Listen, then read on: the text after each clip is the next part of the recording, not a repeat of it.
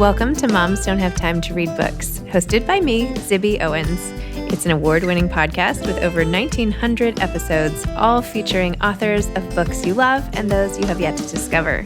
Listen daily 5 times a week. Then go to zibbymedia.com and learn more about what the LA Times called the Zibbyverse. Zibby Media includes Zibby's Bookshop, an independent bookstore in Santa Monica, Zibby Books Publishing, Zibby Retreats, Zibby's Book Club, and more. Go check it out at zibbymedia.com and follow me on Instagram at Zibby Owens. It'll take you where you need to go. Thanks for listening.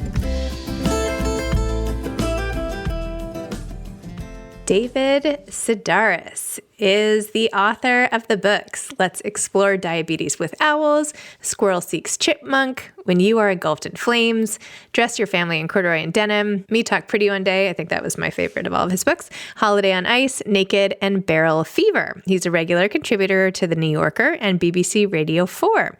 He currently lives in England, and his latest collection of all of the best essays that he's written is called The Best of Me. David has been nominated for 5 Grammy Awards for Best Spoken Word and Best Comedy Album. A feature film adaptation of his story, COG, was released after a premiere at the Sundance Film Festival. And he can always be heard annually since 2011 on a series of live recordings on the BBC Radio 4 called Meet David Sedaris. In 2019, he became a regular contributor to CBS Sunday Morning and has his own masterclass, David Sedaris Teaches Storytelling and Humor. There are over 16 million copies of his books in print, and they have been translated into 32 languages.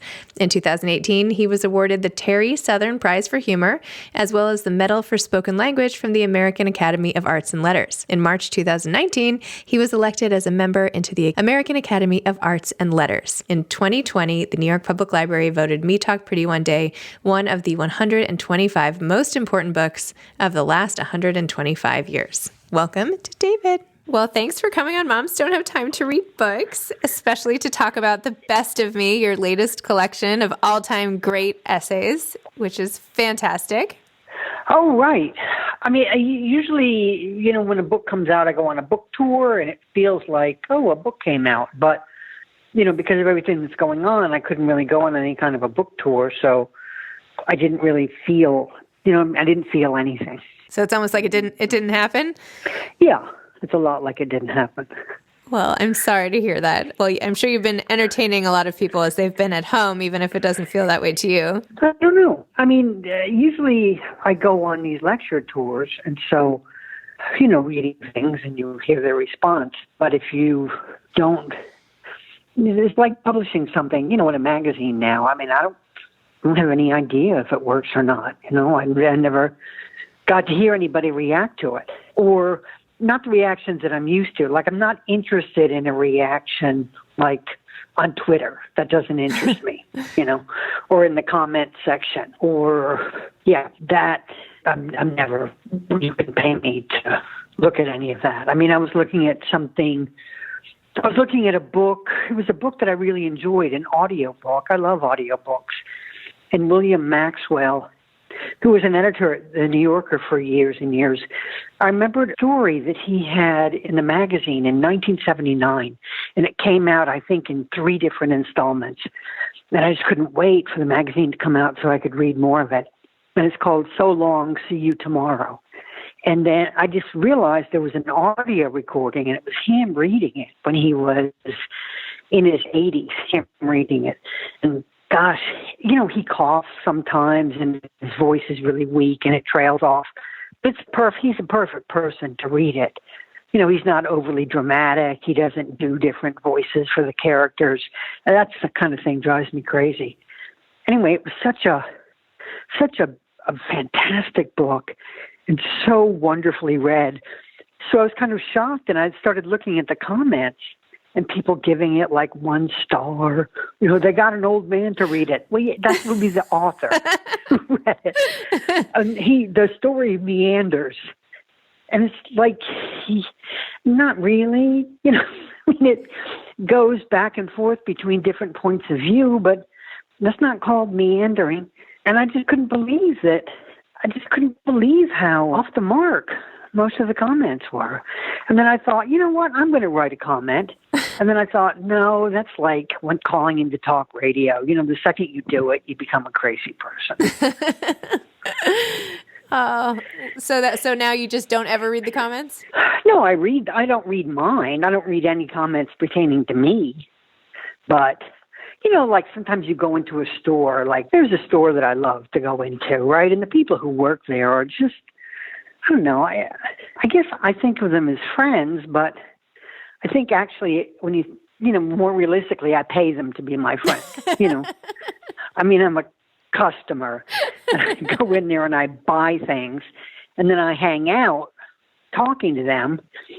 Anyway, so I looked on Yelp one day, and the customer comments were like, the people who work there are snobs, and they follow you around the store, and they think they're better than you. And I thought, that's something you bring into the store with you, Like if you walk into the store thinking that you're not good enough to be there, that's how you're going to feel. But the people who work there are fantastic. I mean, with any comments, half of it is stuff that people are bringing in it's baggage they're bringing in with them, something they're bringing into the story. You've been watching that Friendly Bullets show on Netflix, Pretend It's a City? No, I haven't. Netflix. Well, it's Martin Scorsese, and he's just kind of following her around while she talks. And this woman in the New York Times wrote, a negative review of it. But at one point, Fran Lebowitz says, now there's a tenement museum. I mean, what's in there? Tuberculosis? And, so this woman in the Times writes, I brought my children there. And it was a group of people sitting there and looking at it, realizing that a dozen people in a space like that. And so I don't think she's very funny. And it's like, oh, come on. That's just, what's in the museum, tuberculosis? That's just funny. Yeah. But it was a situation where I think Fran Lebowitz had really accurately made fun of the woman who was writing this article. Interesting. Sometimes somebody makes fun of you and you think, wow, you did a great job making fun. I have to hand it to you. He did a really great job making fun of me. And, even though it hurts or something, you have to think, wow, well done. I have not actually thought about things that way. I think I'll have to change my point of view. Why not? I mean, I think you're right. You have to find the humor in everything, which is obviously something that you take pretty seriously. Well, I mean, I don't look for it, in what I read necessarily. I don't demand that of something that I read, that it be fun. Right. Well, that's good. I'm always happy to laugh. But you also, in your writing, you don't only talk about funny stuff, you talk about serious. I mean, you are able to put a little bit of relatable humor into the saddest of stories. And when you wrote about your sister's suicide, for example, and and the loss of your mother, for instance, and how you used to go to your home in North Carolina, or you rented a cottage or something, and you didn't come the year that she died, and you made a joke like, well, it was really because she was the one who paid for it, not because we didn't want to go. I mean, it's like, how do you find these little nuggets of relatable humor when you're really going through lots of loss? And I think especially now, people are really longing for some humor in the face of this global sense of loss. Well, I don't know. I mean, if I'm going to be reading something in front of an audience, I wouldn't want there to be no laughter. I mean, I'm not interested in that. I'm not interested in, there are people who do write that way, and, Joan Didion probably doesn't get a lot of laughs, when she does a reading, but I'd be right there on the first row, happy to hear her, but for me personally, that doesn't interest me. One of the things that I'm reading now, the book I'm reading now is the new George Saunders book, A Swim in the Pond in the Rain, right? How is it? Well, it's about writing, and it's sort of like a course. It's almost like he takes 5 Russian writers and takes short stories of theirs. And, the short stories are there, and then he asks questions about the short stories, and then there's a lecture of his about the short story. But then he talks about his own writing as well. And I thought it was so true, and I thought it applied to everyone's writing, is that, if your talent was a hunting dog, you send it out to find a beautiful pheasant, and it comes back with the lower half of a Barbie doll, and you think, this is what my writing is? Like, my writing is the lower half of a Barbie doll? And it's like, yeah, that's because it's who you are, and it's what you're interested in. And, so you might start off trying to be this person or that person, but after a while you realize, that you're never going to be Joan Didion. And, maybe you could imitate her sentence structure, and maybe you could fool a beginning writer, that pass something off as the beginning of a Joan Didion thing. But it's not you, and it's never going to be you. And that this is actually who you are. This is what you're interested in, and this is what you write like. And that's the beginning of your life as a mature writer, is just sort of not discovering who you are, but accepting who you are. Well, also accepting it and then putting it into words, which can be a challenge, I think, for some people. I mean, I think some people think they have to write a certain way, or if it's not literary enough, for what you were saying. Like, when did you realize that you were able to put who you were as a person onto the page?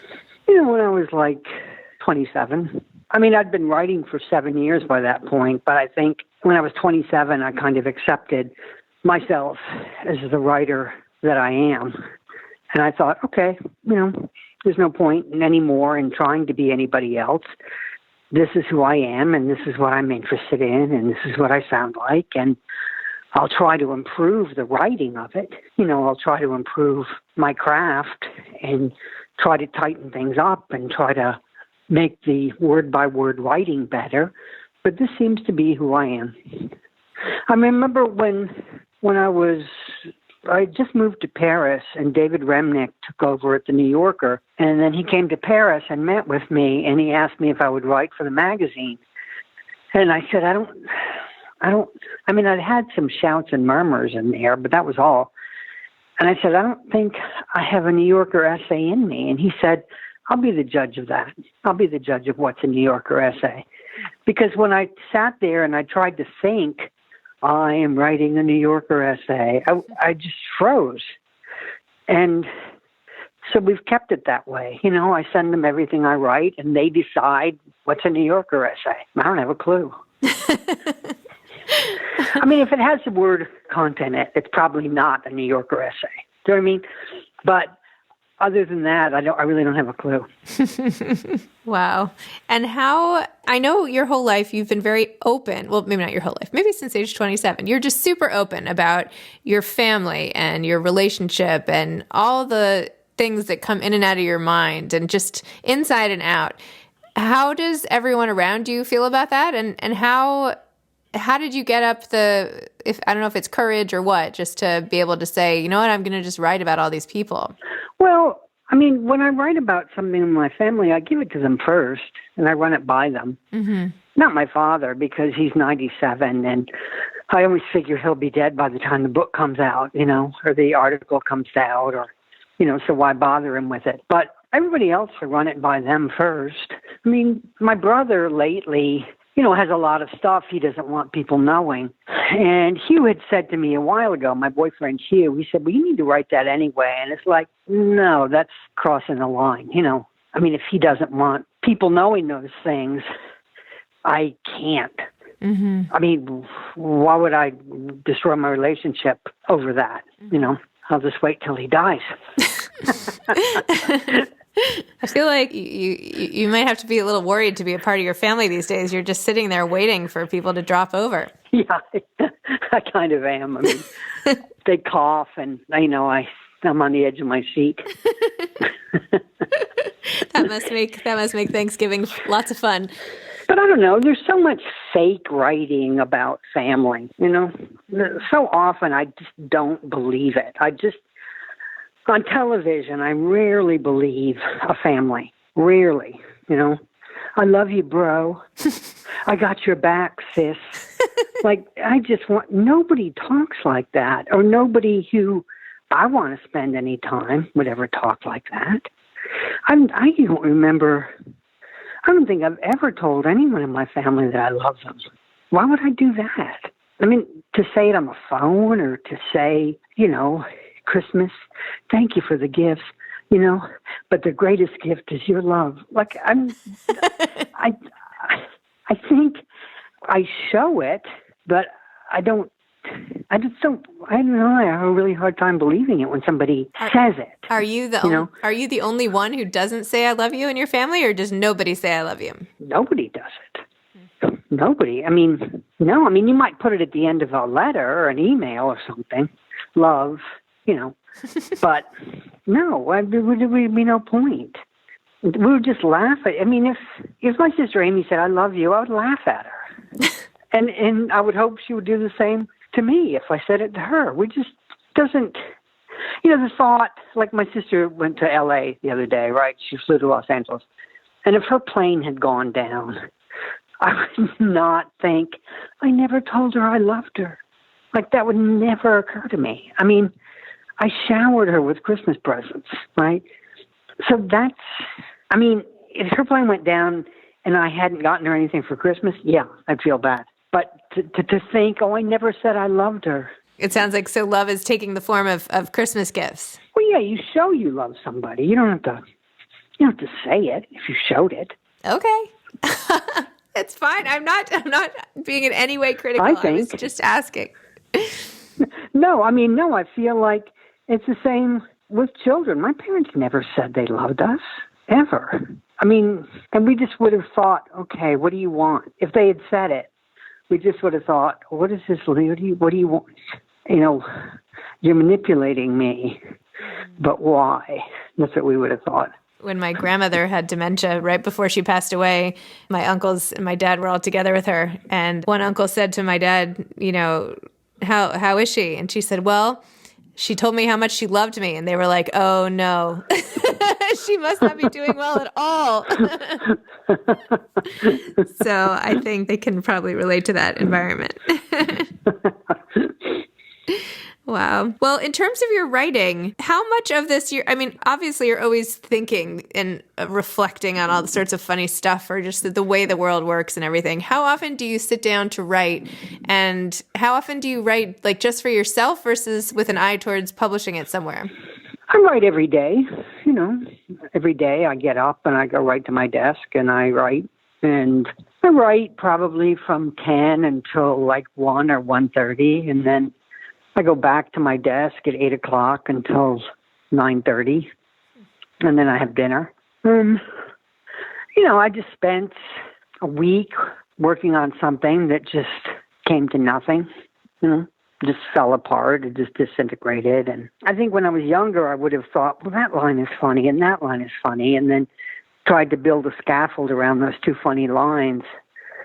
But, now I'm just old enough to admit defeat. And then I moved on to something else. It's not for anything, really. I don't agree to write. Like my agent will approach me and then say, like recently, she said, The Guardian, the magazine, the newspaper in England, they want you to write 1,000 words on the subject of home. And I said, well, give me a few days and let me see if it appeals to me, because I don't want to say yes and then be stuck. I'd rather just write it and then see if that's the thing that fell apart, So I started on it, and I guess I could just take a different angle, but the deadline's already passed, and so I just thought, I'll just leave it behind and move on to something else. I didn't expect everything to work. I'd like for it to, but sometimes I get bored with things, and I abandon them because of that. I don't destroy the file. I keep it. Sometimes a couple of years from now, you turn back and then you think, oh, that's what this is all about. Or, oh, it's easy. Why didn't I see earlier how to fix this? But, I don't know who wrote that. You work every day without hope. Not without hope, but without expectation or without, that's probably a rule. You should never quote a phrase when you can't remember the two most important words in it. But that's right.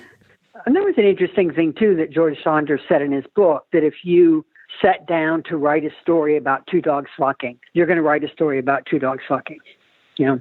And sometimes it's nice you set out to write about something, and then you realize in the second paragraph, oh, look, I'm going over here now. And you can either try to rein it back and write about the two dogs fucking, or you can just see, oh, what's over here? I'm going to follow myself over here, because maybe over here there's a much richer subject. I don't know if you've seen, there's a new movie out called Our Friend, and it's based on the National Magazine Award winning article by Matt Teague called The Friend. And in it, he writes about losing his wife, but the article ends up becoming about the friend. And in the movie, at least, when they're talking about it, he says, well, I thought that you were writing all this time about Nicole. And he said, so did I. Right? But the whole point is that it became all about the friend. And that's not what he even intended to do.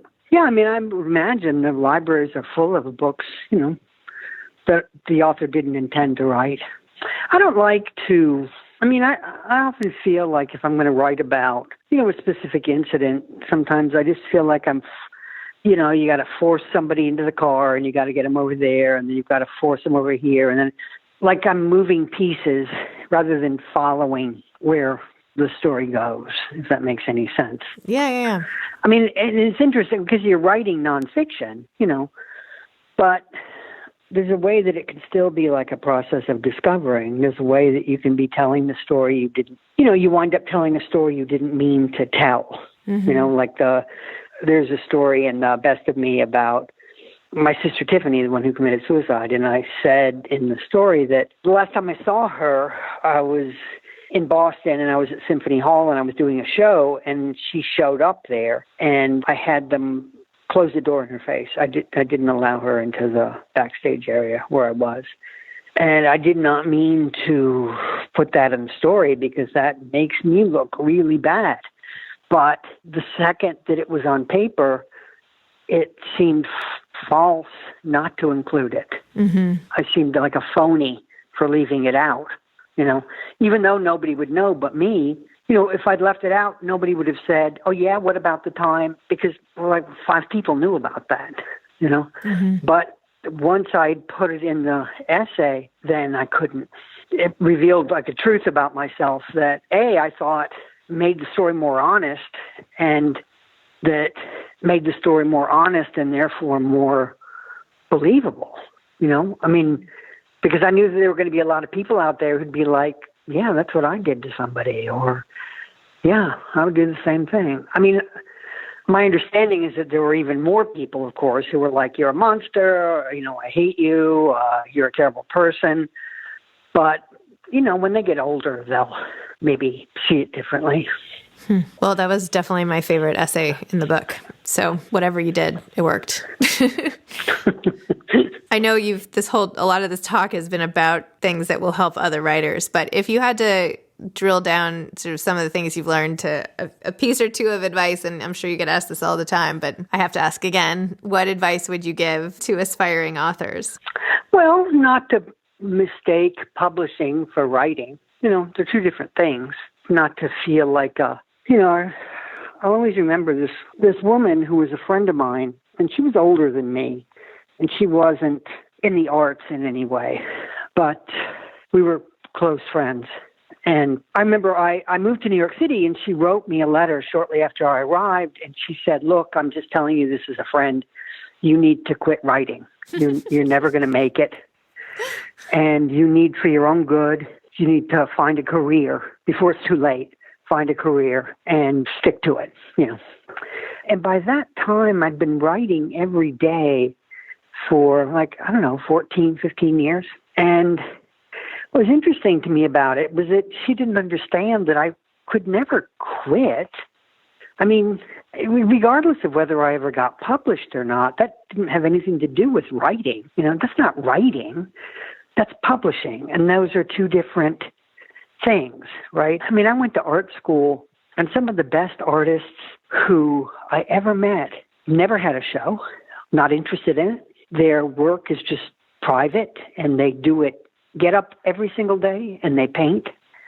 And they're not interested in going to parties where artists might be. They're not interested in pushing their work on galleries. They're not interested in promoting themselves in any way. All they care about is the work. And the work is amazing to me.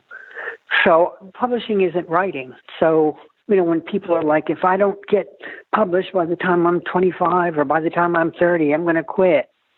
Well, then quit now, because you're not, do you know what I mean? You're not a real writer if that's your attitude.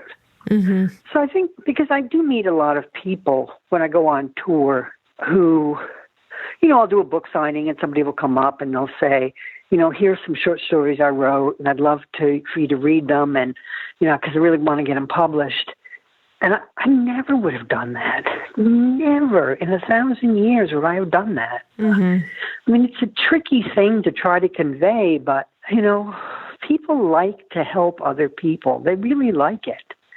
But if you force yourself on somebody, you're denying them the opportunity for it to be their idea to help you. And I know that sounds very kumbaya, like how are people even supposed to know that but trust me, pushing yourself on people and hanging out and trying to meet somebody who works as a publicist or trying to intentionally befriend someone who's an editor at a magazine, that's not the way to do it. All that time you spend scheming and stuff, you should spend that time working and writing. And I don't know, it works out. It's like with every writer I know. I don't know, it just works out. I don't know a single person who, bullied people or passed their work on to strangers and, at book signings, or mailed their manuscripts to, a published writer saying, can you help me get this published? I don't know a single person who took that path and had it work. So, the important thing is just to work. And that's what you care about. And then the rest of it just comes if it's supposed to. And again, I know that sounds like kumbaya, but all I ever know is what worked for me.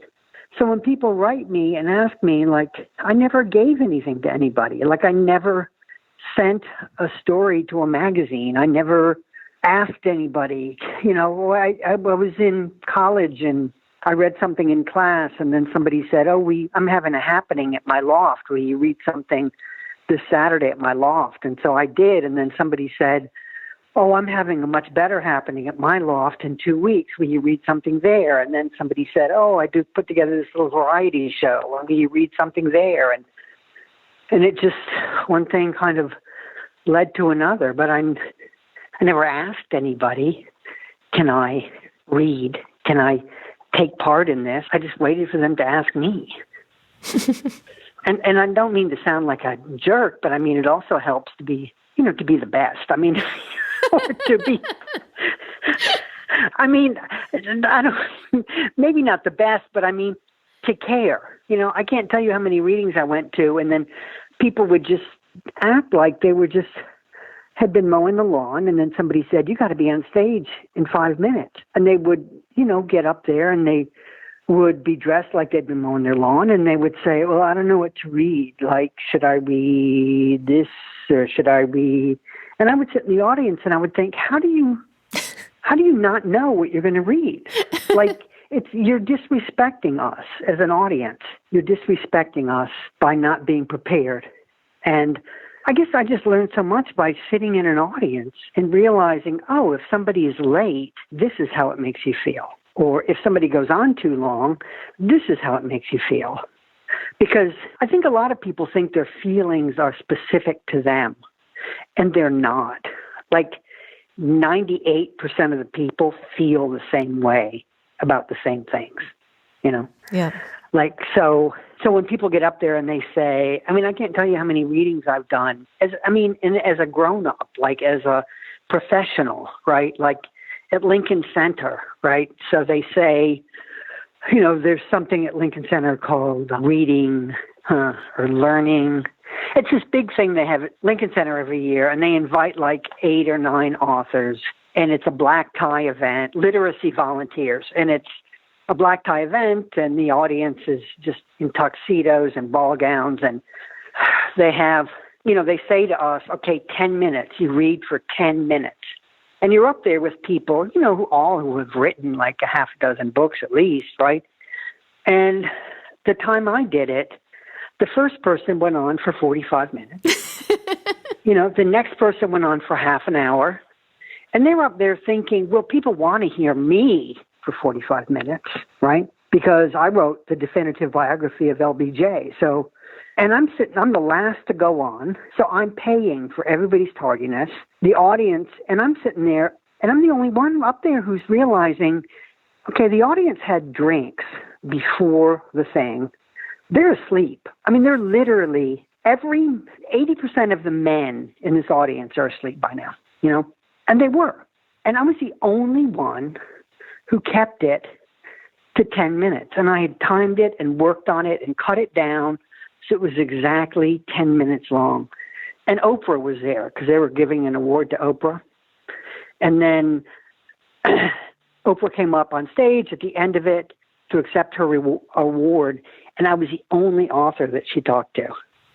And that's because I was 10 minutes long. I mean, why didn't Oprah talk to me? Well, because you went on for 23 minutes. That's why Oprah didn't talk to you. Mental note, stick to the time limit and Oprah will talk to you. Good to know. But I think it's just being aware in all sorts of situations, just when you're reading something, when you realize, oh, I stopped listening. I'm skimming. And then to ask yourself, why am I skimming, right? Why did I stop paying attention? And to realize that if you do that same thing in your own work, right? So nothing to me is worse than a dream sequence. Nothing, right? And so if I write a dream sequence and I'm going to think, well, mine is interesting. No, it's not. It's as boring as everyone else's. It's a dream sequence. So if I were a reader, I'd be skimming over my dream sequence. And that's a good thing about reading out loud before an audience is because the audience tells you, you're boring me right now. They don't say it, but you can feel it in the room. And if you're like in a 2,000-seat hall, you see that little door. You see the doors in the back of the theater open. It's people going out. They're going out to the concession stand. They're going out to the bathroom. And you don't go out to the bathroom like, if something's exciting, then you'll hold it, right? And then you read it the second night and you realize, oh, people are going to the bathroom and leaving at the exact same time in this story. I bet it's boring. And I need to work on that part of the story. And then you go back to your hotel room and you rewrite it and you read it the next night and people are, remain in their seats if you're lucky. And it's the same thing with an editor. Like if you have a good editor and you don't listen to your editor, because that happened to me recently. I wrote something and I wrote something for, I don't even remember what it was for. It was my agent approached me and said, oh, can you write about this? And the subject interested me, so I wrote it. And then the editor got back to me and I just saw all these queries, right? And all these changes that she wanted. And then my first thought was like, you know what? Go to hell. This is like, do you know what I mean? $800? I'm not doing this. Just forget it. And then I read her notes and it was like, wow, these are really good notes. And she's a good editor. And all editors, they all want the same thing. They all want to make it better, right? And then I was really super grateful I didn't act like a baby because, this is an editor, I'd love to work with her again. Amazing. Well, David, thank you so much. It's been such a pleasure talking to you. I love your advice and all of it. And I'm going to think about the salespeople in the stores who are not my friends, who are nice to me because I'm paying them too. Anyway, but thank you for all of your time. It's really generous of you. And I really appreciate it and have been a fan for so long. So thank you. Oh, thank you. Goodbye. Goodbye. Thanks for listening to Moms Don't Have Time to Read Books. If you love it, please leave a review and follow us on social at Zibby Owens and at Zibby Readers.